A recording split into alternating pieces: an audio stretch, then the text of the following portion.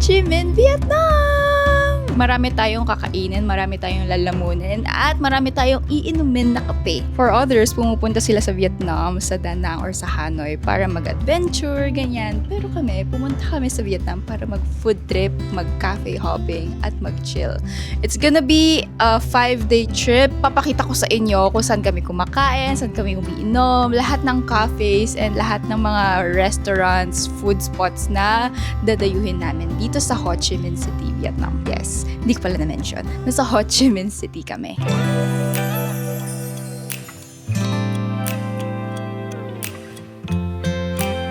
I know a lot of tourists would suggest na unahin natin banh mi, pho, ganyan. Papansin ko sa mga ibang vlogs ng mga TikTokers or like YouTubers, inuuna nila yung banh mi and then the next day, yung update nila, masakit na yung tiyan nila. So probably because one, street food yung banh mi dito sa Vietnam. Two, puro fresh veggies yung nasa loob ng banh mi. So I don't know, just to be safe, unahin natin itong sizzling plate para lutong-lutong-lutong siya.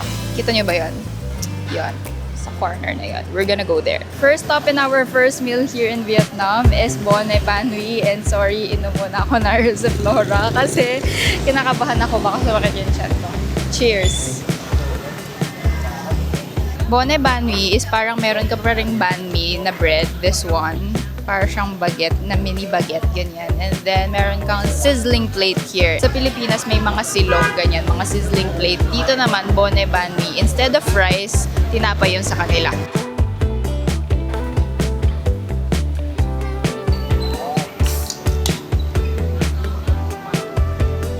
This is the bread. Kurot tayo.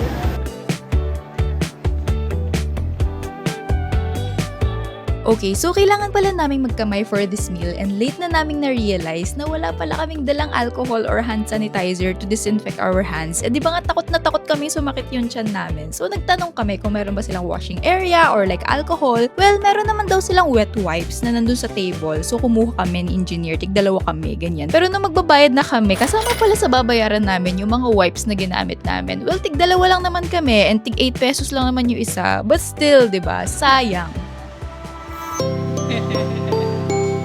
Second stop is dito sa may Little Hanoi. Inom tayo ng egg coffee for the very first time. Yes! Wala pa kaming caffeine or anything. Kailangan namin magising kasi 3 hours of sleep lang meron kami. Wait lang, hindi ko pa pala napapakita sa inyo ang birthday boy. This is Jenny!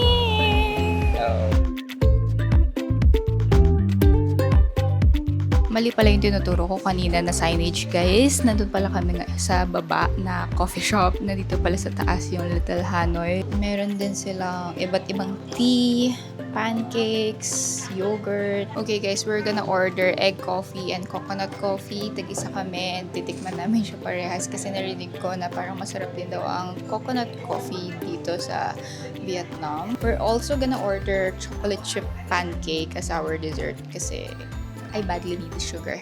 Cancel mo na yung pancake. Are we gonna cancel the pancake? You guys, kinancel namin yung chocolate chip pancake kasi nirecommend nila mango toast. Yun daw pala ang best seller dito sa Little Hanoi. Meron ditong parang fun fact about egg coffee, Vietnamese egg coffee.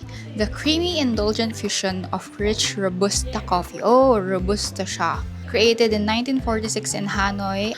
So, nagkaroon sila ng milk shortage. Tapos, nag-experiment sila ng itlog. Basically, parang ganun yung nangyari. Guys, our order is here. Ito yung coconut coffee sa bungad. Siyempre, nakapag-picture-picture na kami. No! So, this is the egg coffee, you guys. Ang sabi, tikman mo na yung cream sa taas. And then, haluin. Huy, hindi mo tinikman yung cream sa'yo. Wait lang, pakita mo. Sarap. So, sabi nila, unahin daw ang cream sa taas. We're gonna do that. Grabe, ang intimidating ng cream. Tingnan mo.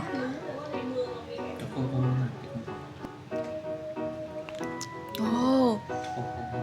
Gets. Sarap siya. Hindi siya itlog-itlog. Hindi siya malansa. Milky siya. Sige, haluin mo. Haluin na natin. Pero lasa ko yung itlog. Mag-scoop ako ng coffee sa ilalim and then man ko with the egg cream. Ganto. Parang lapot niya. Oh, You guys, alam niyo ba, before this trip, I was a matcha girly. Like, matcha over coffee type of girly. But like, after our Vietnam trip, parang ako nagkaroon ng change of heart, you know? Parang mas na-inlove ako sa coffee. Most especially after our coffee making workshop na ipapakita ko later on sa video.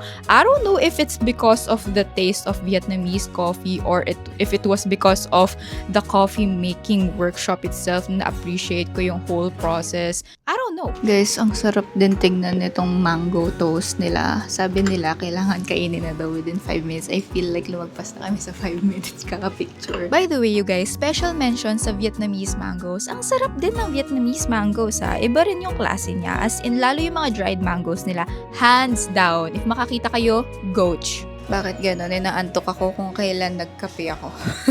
Sabi ko kanina, kailangan kong magising. Wala pa kaming caffeine. Pero ngayon, nagka-caffeine ako. Inaantok na ako. So, our total bill for this one, 2 coffee at isang mango toast, 175k dong. 400 pesos. Around 400 pesos. Nagpatila muna kami ng ulan dito sa Little Hanoi and then after a while, nagbook na kami ng Grab papunta sa Book Street para mag-picture-picture around. Dito talaga na-test yung friendship namin and yung photography skills ni engineer na tinuro ko sa kanya before our trip. And guys, sobrang success. Check nyo na lang yung IG ko for the results. And now, we are off to our dinner, which is dito sa May Pho, Vietnam. Specifically, this branch kasi ito yung Michelin-recognized na branch. Maraming branches nito all over Ho Chi Minh City, pero ito talaga yung pinili namin kasi ito nga yung may Michelin. We didn't really know what to order, so tinanong na lang namin si ating waitress kung ano nga ba yung best seller nila. And sabi niya kung gusto ko raw ba ng may bone or walang bone. Sabi ko, yung walang bone po, para mas mabilis lang siya kainin, ganon. And then, ayan, uminom na ako ng Ursiflora kasi nakakita ko ng fresh na gulay na binigay sa amin. So, na-intimidate ako. But in the end, hindi ko rin nalagay yung fresh na gulay, te. Kasi nga, ayoko talaga ng soup na sobrang herbal. Though si engineer, tinry niya, and ayan, nagustuhan niya. It reminded him daw of bulalo ng Tagaytay. I don't know. Siguro ang pagkakamali ko dyan is number 1, thick noodles yung na-order ko. Or like, hindi ko na-specify na gusto ko ng thinner type of noodles. So, ako kasi ayoko talaga ng sobrang kapal na mga noodles. So, ayan, if pupunta kayo dyan, if pwede, sabihin nyo thinner noodles if mahilig kayo sa thin noodles. Though, nakatulong naman to, itong crispy bread nila. So, ayan yung major na kinain ko kung hindi ko talaga kayang kainin yung noodles. And number 2, ang pagkakamali ko dyan, hindi ako naglagay ng spices. Kasi usually, di ba, sa pho, kailangan mo siyang haluan. Para siyang sinigang na may patis at saka sili. Ito, hindi ko talaga siya nahaluan. So, for me, medyo bland siya. Wala siyang spices, walang anghang, ganyan. As in, sayang. Quality-wise though, sobrang lambot ng meat, you guys. As in, melts in your mouth talaga. And sobrang fresh din ng noodles. Nakikita kasi namin ginagawa yung noodles sa kitchen. Though, hindi ko na siya na-videoan kasi nahiya ako sobrang daming tao. But yeah, since nagutom si ate mo, girl, kumain pa rin kami sa GS25. At dahil hindi ko po nagustuhan ang pho. Guys, I'm so sorry. First of all, I'm in Vietnam, pero hindi ko kasi na-enjoy ang aking pho. Or baka hindi ko lang talaga masyado bet pag mga herbal. Well, alam ko naman na yun, even nung nasa Korea ako.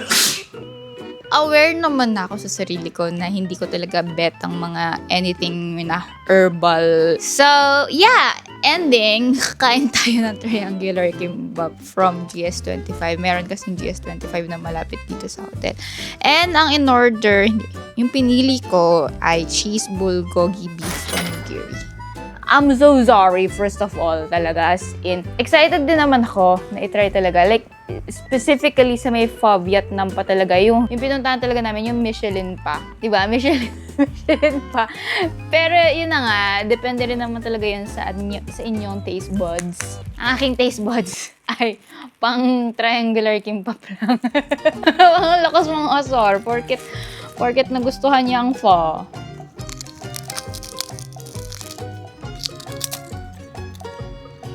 Guys, yung meat na sa dulo lang siya. Yun, no? That is all for day 1. Sana naman bumawi-bawi tayo by day 2, See you tomorrow.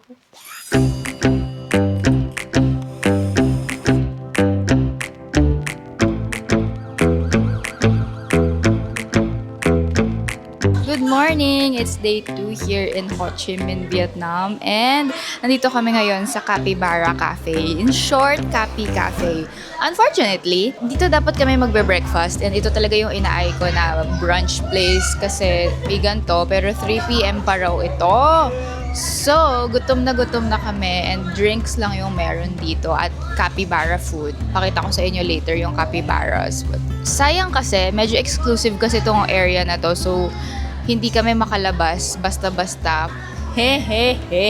Oh, ito yung capybara food.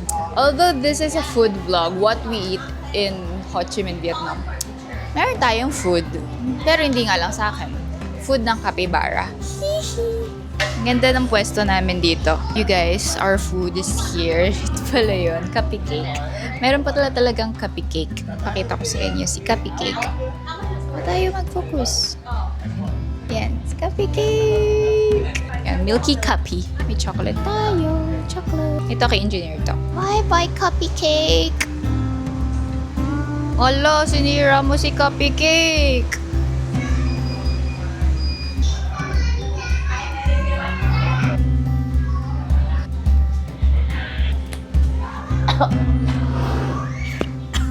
Nagulat ako sa lamig.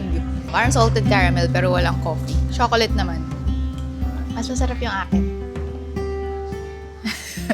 By the way, did I mention na 500 pesos lang yung whole experience? And yung 500 pesos na yun, kasama na dun yung drink, and yung cupcake, and yung food ng capybara, and yung entrance para makapasok ka ng cage ng capybara. Unlimited. Yes, pwede kang pumasok at labas ng capybara cage. Anyway, we are now off to our brunch spot. Dito na kami sa may city center banda. Okay, first actual meal of day 2 is here at Running Bean. Nandito tayo ngayon sa Central mismo. Actually, katapat niya yung cafe apartments. Hindi ko kaya maggulay-gulay kasi nga, di ba, empty stomach pa kami. Parang gatas pa lang yun na inom namin and yung cupcake. Baka kasi sumakit yung tiyan natin kapag super fresh ng mga food na kakainin natin first meal of the day. And then may steak sila. Meron din silang crab, may carbonara. By the way guys, ang ganda pala ng cafe. Like, nakikita niyo ba yung background ko? Sobrang French, Italian, like super aesthetic niya. May kimchi fried rice sila! Lumipat kami ng upuan since may umupo sa likod ko so hindi na maganda yung view and medyo nakasiksik siya sa akin.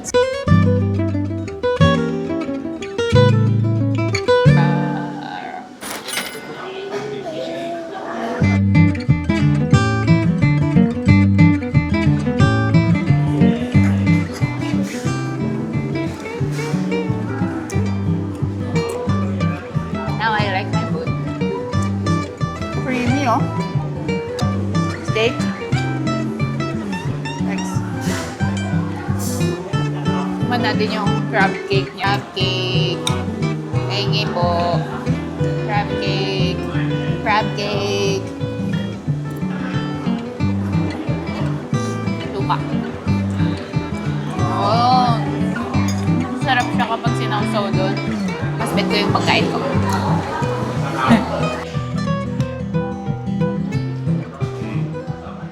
Dessert time! Just finished our brunch dito sa The Running Bean. We are tatawid para sa dessert which is yung sa Chow Chow.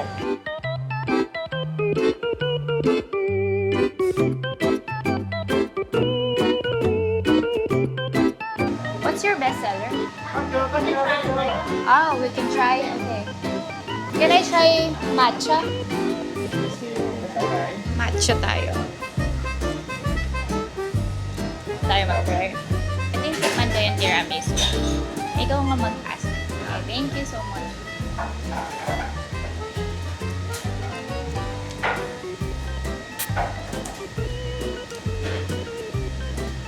I'm gonna eat Nutella.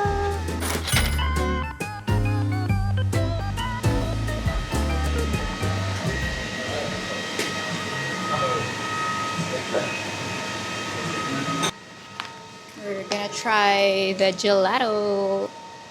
Close up. Belgium biscuit.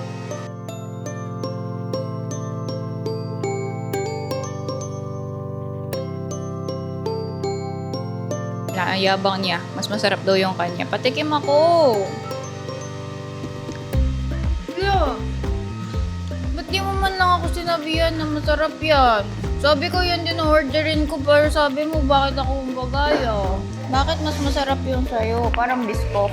Hingi ako sa kanya. After neto guys, punta kami sa may cafe apartment para mag-picture-picture around. Hindi ko alam kung ano bang sikat doon. Search ko na lang once nandun kami. Or kung ano na lang yung pinaka-cute na makita namin.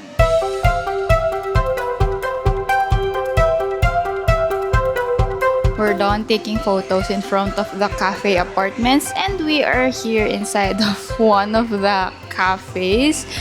Hindi talaga siya cafe. This is Coco, yung usual milk tea spot namin sa Pilipinas. Pero alam ko, nag-crave ako ng one specific thing which is Coco milk tea. Eh, may nakita akong Coco milk tea dito sa cafe apartments. So, Coco milk tea it is. Dumating na yung order namin. Regular lang na pearl milk tea. To be fair, na-try ko naman na yung sa Little Hanoi. So, nakatry na ako ng egg coffee. Yan, bukas magkakape rin kami. So, ngayon, try naman natin ang Coco ng Vietnam. Let's taste!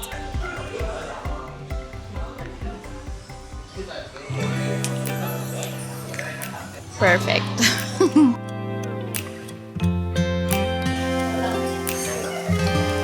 We just finished shopping dito sa District 1 and sobrang lakas ng ulan, like girls. I was able to buy one pair of shoes, one pair of pants, and one top. Ngayon, kumakain na kami sa Korean samgyeopsal place. Hindi kasi ako nakakain ng maayos. And although kanina nakakain kami sa Running Bean, grabe na yung gutom namin. Yun na yung last meal namin. Tapos nag-coco kami and then ito na. Actually guys, super duper angas ng samgyeopsal dito. Ang dami ng side dishes. And hindi lang siya basta-basta ng side dishes ha. As in, girl, para kang nag-order talaga ng salad. And ayun o, ang lalaki ng serving. Meron tayong samgyeopsal na niluluto. Ito yung order ni engineer. Ikakat pa nila yan later. Kimchi jjigae ko, guys! Diba? Hanggang sa Vietnam ba naman? Talaga naman. Hanggang Vietnam, nag-crave tayo ng kimchi jjigae. Hey! Yan na siya. Kaya ba nating ubusin to, girl? Parang ang dami. This is by far one of the best Korean food spots na natikman ko ever sa aking life. Like, considering na I went na rin sa Korea ha, it really matches the quality na natitikman ko before sa Korea.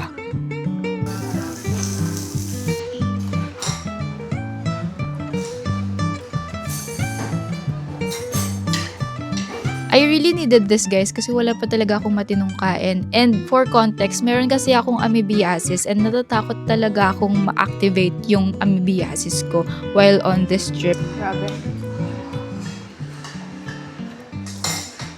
Nakakalokang Korean food talaga yung hinanap ko dito. Kimchi jjigae in different countries. Oh. Ngayon lang na-satisfy yung chan ko. Parang di ko kayang manirahan sa ibang bansa na walang kimchi jjigae. Grabe, laki ng pork nila, oh. Super na-surprise din ako sa total bill namin. I was really expecting like 2,000 pesos and up. Kasi yun naman usually yung price ng Korean restaurant na high-end sa Philippines. But like, dude, this was around 1,000 pesos lang. For the both of us na. For the both of us. And considering na ang dami ng side dishes, dude, it was really worth it. Moving on to our third day, it was actually engineer's birthday. And sakto, meron siyang work that time. So, hindi kami nakalabas for breakfast. But yeah, sinurprise ko na lang siya ng mini strawberry shortcake. Just for fun, ganyan. Kasi, what's a birthday without a cake, diba? Anyong, so we're here sa isa sa mga restaurants na nag-offer ng Buncha Hanoi. Actually guys, dapat dun kami talaga sa mga nakaupo na sa isa sa mga skinita dito. Pagkatingin ko sa maps, until 1:30 p.m. lang. Dumating kami around 1:35 p.m. na. So, sarado na siya. So, hindi na kami nakaabot doon. But, luckily, meron kaming nahanap na Buncha Hanoi along the way. Ayan siya, guys. Tapos, ito yung rice na noodles. Nag-order kami ng backup. Kasi baka hindi ko magustuhan to. So, nag-order kami ng ganito. Malamig pala siya. Saka siya lalambot. Tikman ko yung pork.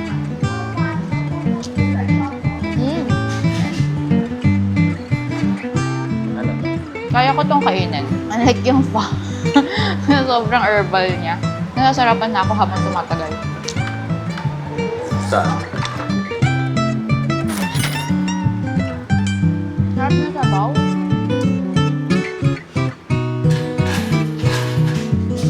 By the way guys, sobrang funny and interactive ng mga owners dito sa restaurant na to. Joke time nila si engineer kung Thai actor daw ba siya. Kalata nila siya si Ompawat. O diba? Bentang-benta ang kanyang beauty dito sa Vietnam. Anyway, moving forward sa aming coffee workshop. Guys, 4 na kape ang ginawa at ininom namin dito. Egg coffee, coconut coffee, milk coffee, tsaka plain brewed coffee. As in, step by the step, tinuruan nila kami kung paano nga ba gumawa ng mga ganyang kape. And ito yung sinasabi ko sa inyo kanina na talagang nagpa-in love sa akin sa coffee scene. As in, ang sarap ng kape and ang saya gumawa ng kape. Ayan, may certificate din kami at the end of the workshop. We are about to eat dinner. Dinner namin around 10 p.m. na. Ang dami naming nainom kanina na kape and parang na-bloated kami doon. Anyway, nandito kami ngayon sa Pizza 4-piece. Isa to sa 4-piece. 4-piece. Pizza 4-piece to, diba? 4-piece yung nasabi ko eh. Dito? Pizza 4-piece. 4-piece pala talaga. Dito tayo kasi sa Pizza 4-piece. Ayaw nga, may 4-piece. Makiki 4-piece tayo dito. 4-piece pang mayaman. 4-piece na pang mayaman. Nung nagsasearch ako sa Google ng mga kung ano-anong pwedeng kainin, like, pagkatingin ko, bakit sobrang daming branches ng pizza 4-piece? So, nakaka-intriga siya. Sabi ko, try natin yan. Late ko na na-realize na medyo fancy ang pizza 4-piece and like yung typical na restaurant na for European, ganyan. Fancy talaga siya. Naka-t-shirt lang ako na pambahay. So, tala yung kadate ko. Ang ayos-ayos ng suot. Like, tingnan mo naman, naka-Hollister pa yan. Naka-ayos, naka-polo pa yan siya. Tingnan mo naman ako. Tingnan mo naman. Ang excuse ko kung bakit ako nakapambahay, kasi kanina, in-allergy ako. Meron kaming pinuntahan na parang pet shop. Tapos puro aso, puro pusa. In-allergy ako ng sobra-sobra. Super uncomfy. So, yeah. Hindi ko kinaya, nag-t-shirt ako. Tapos nakalimutan ko, magde-dinner nga pala kami ng maayos ngayon. Hi guys, vlog ka na yun? Hi, so nandito kami ngayon na Xinxiao. Guys, lagay na natin yung lime soda ko. Siya watermelon, in order niya ako lime soda. Lime. The chicken is here. Ang laki pala. Akala ko naman kung ano, na maliit lang.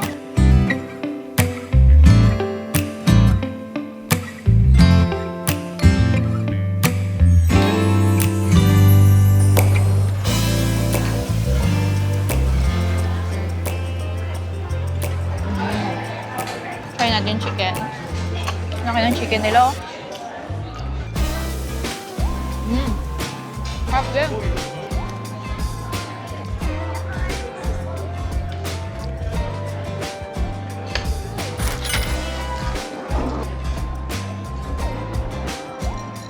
And now, we are down to our last day. Actually, guys, medyo padilim na to. As you can see, medyo umulan din. Around 5 p.m. na to. Late kasi kami nagising since last day na namin. Sinulit na namin yung hotel.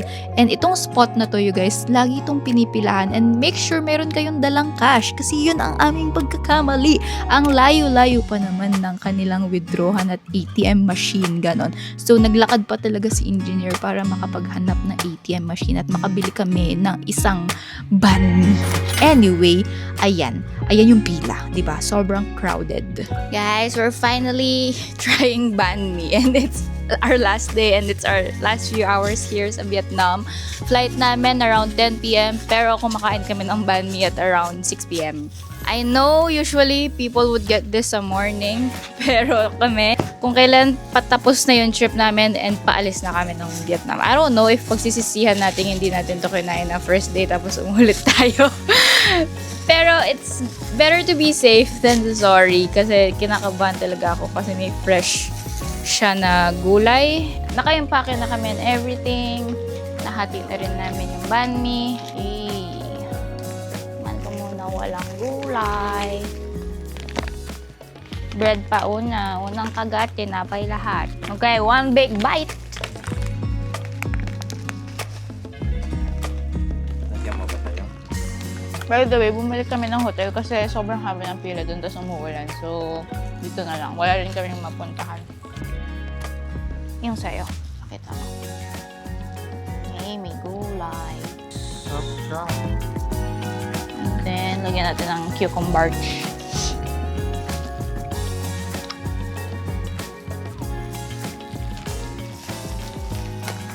In-order namin guys yung overload, yung bestseller nila. Maganda pala kasi yung gulay nila naka-plastic naman na. So hindi siya naka-expose. Medyo nagulat ako sa banh mi guys. Is this normal na hindi talaga siya mainit? Or nasaktuhan lang namin na hindi bagong luto yung nabigay sa amin? Please enlighten me kung ano nga ba ang dapat kong i-expect sa banh mi kung malamig siya or mainit. But generally, it was really flavorful alongside with the milk tea na katapat ng banh mi shop na yun. And we are ending our trip with watching Spider-Man, of course. Kasi sakto nung pumunta kami ng Vietnam, it was like the first day of showing ng Spider-Man Brand New Day sa Vietnam as well. And then nung nanonood kami ng Spider-Man, sakto merong part doon na parang sinabi ni Ned na nag-order siya ng banh mi. So it was really a wholesome experience with the locals na nakasabay naming manood kasi naghiyawan sila nung nabanggit yung banh mi. But anyway, that is all for this vlog. See you guys on the next one. Bye-bye!